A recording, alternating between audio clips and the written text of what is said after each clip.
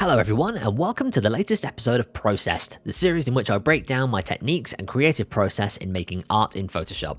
You all seem to really like the first episode I did, so I thought I'd continue by bringing a creative photo manipulation art piece for episode 2. Now, a keen eye might have noticed from the thumbnail that this is the piece I created in the recent edit race with May Designs.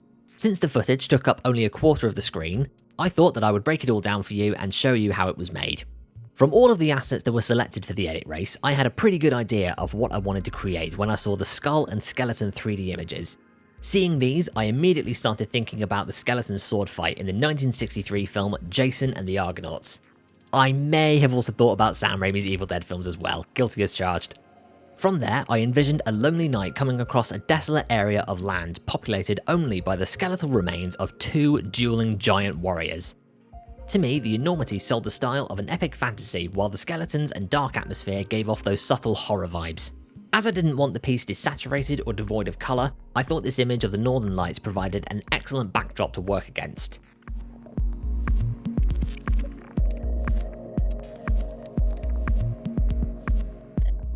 I wanted the sand layer to be separate for layer blending purposes, so I started by duplicating the image, and by using the Sky Select tool, I was able to isolate what I needed so that the sand was a layer of its own. I'll show how I use this for blending later on.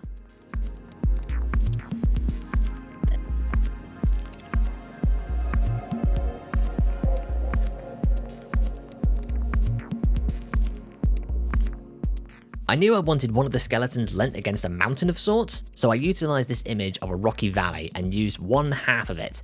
By distorting it slightly, I was able to change the perspective from an upward angle to a distant one.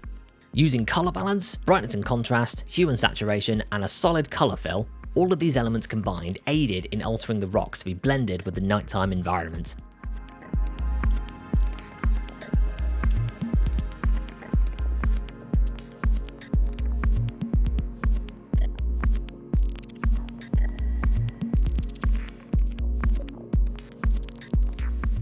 There was a moment when I wanted mountain ranges and peaks on the left-hand side of the piece, but whoa, that did not work. Saner heads prevailed as I realised that it just became too cluttered. Removing this was the right choice and really opened up the image for more colour.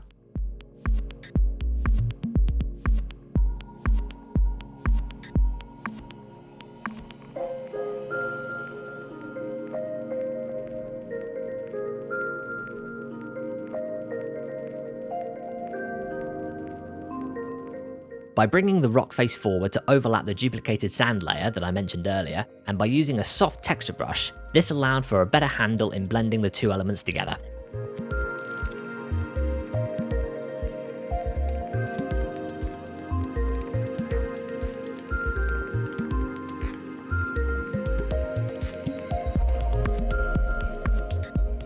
Next, I introduced this 3D skull. My intention was to make this look like the decapitated head of a giant, partially buried in the sand.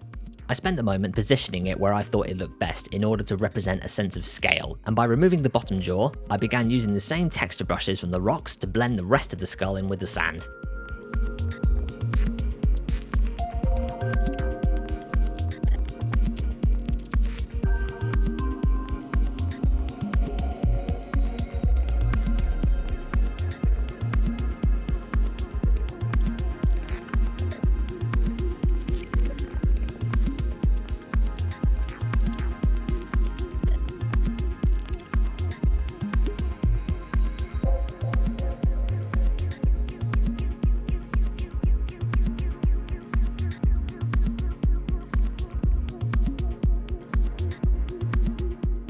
Now, I wanted to give my skull a helmet and found this fantastic one which just screamed gladiator to me, so I had to use it front and centre.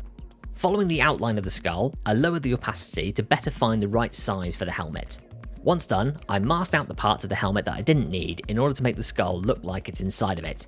After that, using the same technique with the rocks and skull, I blended the helmet in with the sand.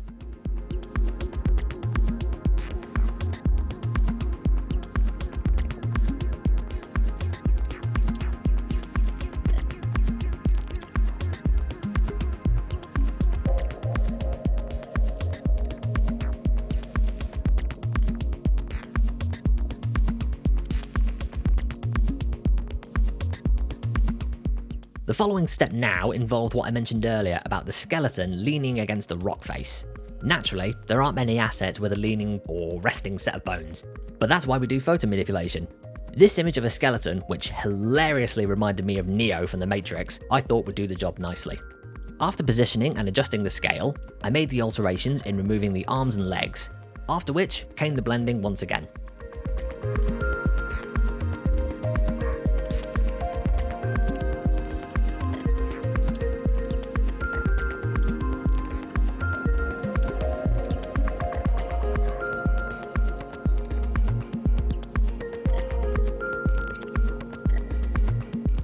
I also wanted the skeleton to have its demise shown, so I found this great sword image which I wanted to have going through the torso and become embedded in the rock.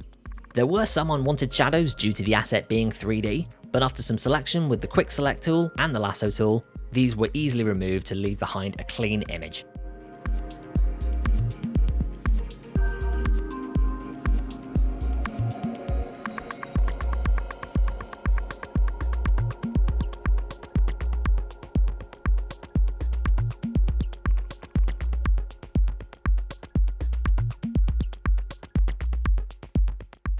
After getting the sword in position, I used a layer mask to remove what I didn't need to make it appear behind the skeleton's ribs.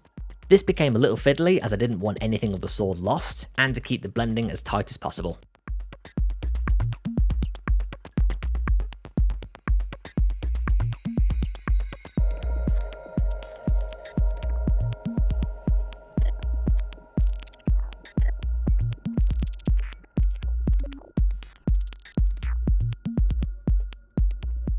I did consider using this 3D asset of a skeleton arm, but it just didn't work, so I abandoned it. Probably for the best, as I didn't want the piece looking cluttered.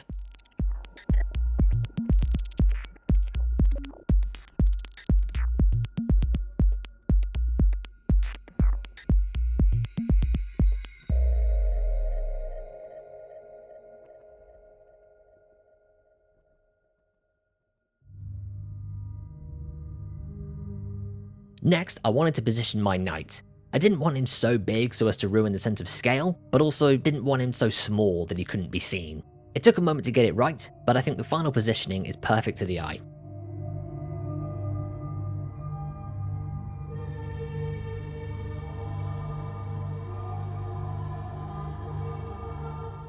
It was at this point that I forgot to blend the sword in with the rock.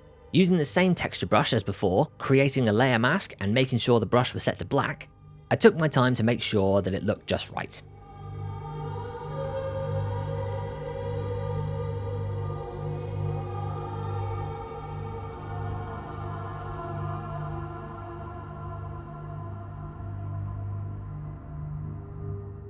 Returning to the first skull for just a moment, I wanted to make sure that the lighting effects were added to give the impression that something is covering this thing. Using an inverted black solid color fill and a soft brush with the opacity and flow lowered, this allowed me to make the appearance seem more believable. As mentioned in my previous process video, I'm a firm believer in keeping the opacity low and build the effect up gradually. Sure, it takes longer, but building it up to how you like it makes it feel more fulfilling and realistic.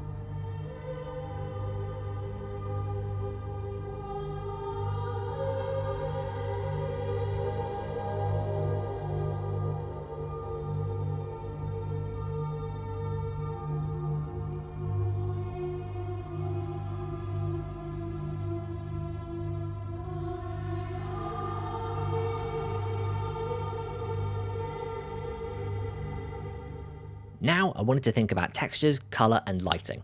I found this amazing rusted metal texture that I wanted to use, but we'll come onto that later on. Using the color adjustment and blending option tools, I was able to make the bones appear more as if they were in the nighttime environment.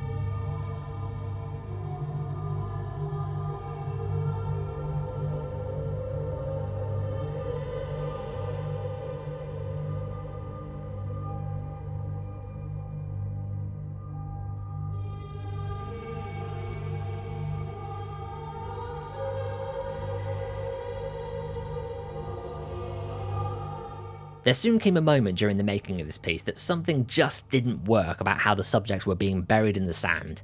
Luckily, I was able to separate this sand parting on the right into a foreground and background. By positioning them where needed, adjusting colour and brightness, and using the previous blending techniques, this made the image so much better. I applied this method across the board for anything that was buried in the sand.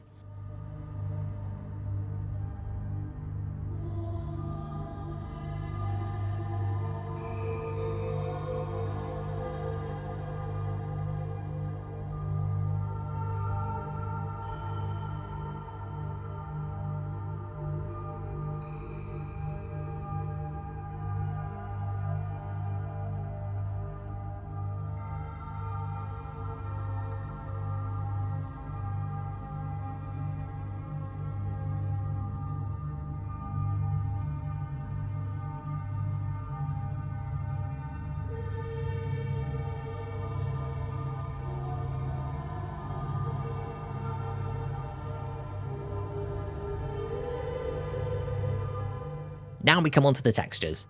This image, once adjusted to overlay and to a clipping mask, looked amazing on the helmet. I thought it was a bit much, so I inverted it, and by keeping my brush white, I painted in what I needed and where it was needed.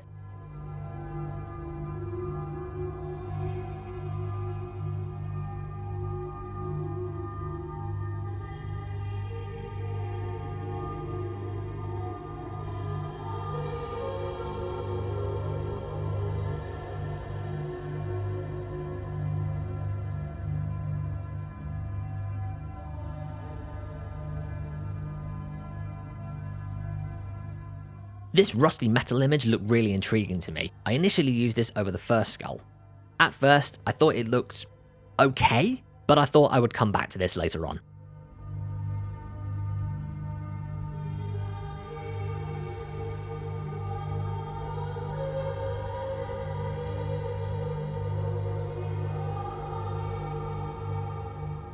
With the leaning skeleton, I used the same overlay image that I used on the helmet. This proved to have such a better look, so I removed the metal image from the skull and used the proper image instead. No need to say that it already looks so much better after that choice was made.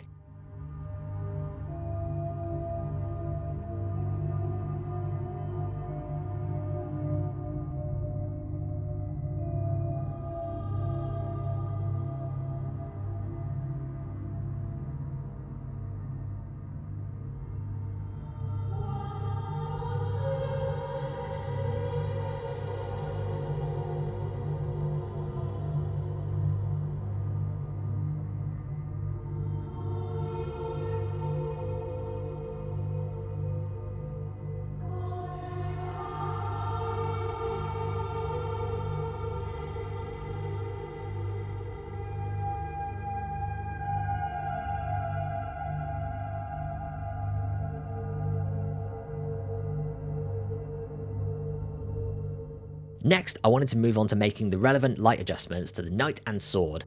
I wanted these to also seem a lot darker due to the nighttime setting, but to also have the colours of the northern lights illuminate them where applicable.